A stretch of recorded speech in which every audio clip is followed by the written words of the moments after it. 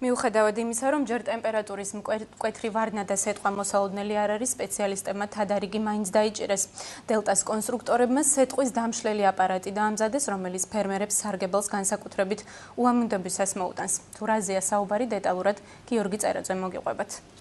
სამხედრო სამეცნიერო ტექნიკური ცენტრი დელტას მიერ მომზადებული ქართული იარაღის შესახებ მაყურებელმა ჩვენი წინა რეპორტაჟებიდან უკვე შეიტყო. თუმცა დელტა სამხედროს გარდა ისეთი ტიპის პროდუქციასაც აწარმოებს, რომელიც სამოქალაქო სფეროში, კონკრეტულად კი სოფლის მეურნეობის მიმართულებით გამოიყენება.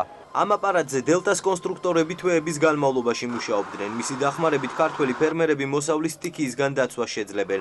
მოქმედების პრინციპი კი მარტივია. ჩვენ გვაქვს ღრუბელი, რომელიც შეიცავს გარკვეული რაოდენობით ნესტს, წყალს.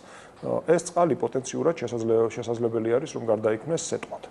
ვინაიდან ღრუბელში არის შეზღუდული რაოდენობის წყალი, სინესტე, რომელიც აკეთებს კრისტალიზაციას, მნიშვნელოვანია, რომ ეს კრისტალიზაცია მოხდეს, რაც შეიძლება მეტი კრისტალიზაციის ცენტრის ირგვლივ. ანუ შეზღუდული რაოდენობის წყალი გარდაიქმნას, რაც შეიძლება მეტ ერთეულ სეტყვად. ეს იმას ნიშნავს, რომ სეტყვა საბოლოო ჯამში იმის მაგივრად, რომ გაიზარდოს დიდ შედარებით კვეთის მქონე ყინულის ნატეხებად, იზრდება კრისტალიზაციას განიცდის შედარებით მცირე ყინულის ზომის ნატეხებად და საბოლოო ჯამში 2,5 კილომეტრის ან შეიძლება მეტის სიმაღლიდან ვარდნის პერიოდში დნება და მოდის წვიმად და არა სეტყვად. სეტყვის დამშლელ აპარატს ამ ეტაპზე სოფლის მეურნეობის პროდუქციის დასაცავად 50-მდე ქვეყანა იყენებს.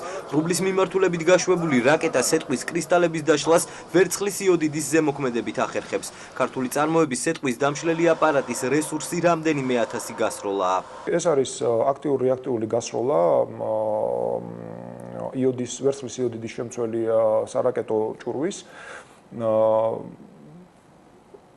თვითონ რესურსი დანადგარს მრავალი ასეული ათასით აქვს განსაზღვრული, ანუ პრინციპში თითქმის არ იქნება ამოწურული თვითონ საცეცხლე წერტილის რესურსი, თუმცა დამოკიდებული იქიდან გამომდინარე რა მოცულობის, რა სიმძლავრის უჯრედი არის სეტყვა საშიში, სხვადასხვა ტიპის, სხვადასხვა რაოდენობის რაკეტები იქნება გამოყენებული ამა თუ იმ ზონის ჩასათესად.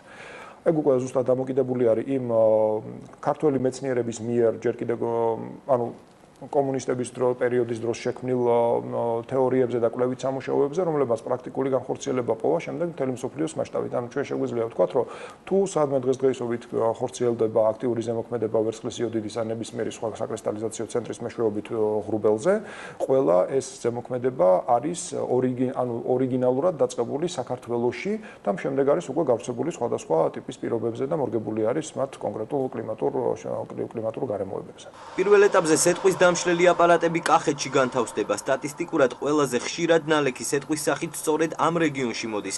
ავტონომიური გამშვები პაკეტები რამდენიმე ადგილას დამონტაჟდება. ღრუბლების მონიტორინგს სპეციალური რადარები უზრუნველყოფს. პაკეტის მიმართულების და ამაღლების კუთხის კონტროლი კი საკომანდო პუნქტიდან ინტერნეტის საშუალებით იქნება შესაძლებელი. პირველ ეტაპზე კახეთის ტერიტორიაზე გეგმავთ 80 ასეთი დანადგარის განთავსებას და შემდეგ ამ რაოდენობის გაზრდას გეგმავთ უკვე საჭიროებიდან გამომდინარე. დანადგარები იქნება, როგორც უკვე აღვნიშნეთ, ავტონომიური მოქმედების, იქნება ერთი ცენტრალური რადარი დამონტაჟებული კახეთში, რომელიც კახეთის საჰაერო სივრცეს სრულად გააკონტროლებს. შესაბამისად, რადარიდან მიღებული მონაცემებით მართვის ცენტრში, რომელიც თბილისში იქნება განთავსებული სპეციალურ ეკრანებზე გამოჩნდება რადარის მიერ დასხივებული ღრუბლების მდებარეობა, კოორდინატები, მათი ესე რომ ვთქვათ, გაბარიტები. და უკვე შესაბამისად მოხდება გათვლა, რამდენი რაკეტის გამოყენება საჭირო, ანუ საჭიროა ერთეულოვანი რაკეტის გასროლა, თუ მთლიანი პაკეტის დაცლა, საჭიროა, ვთქვათ, ამა თუ იმ სეტყვის ღრუბლის მოსაგერიებლად, ესე რომ ვთქვათ, ერთი დანადგარის გამოყენება თუ რამოდენიმე დანადგარის გამოყენება. როგორც სპეციალისტები აცხადებენ, სეტყვის დამშლელი აპარატის აქტიური გამოყენების შემდეგ სოფლის მეურნეობის სექტორი და ქართველი გლეხები სტიქიის შემთხვევაში ათასობით ლარის ზარალს აიცილებენ.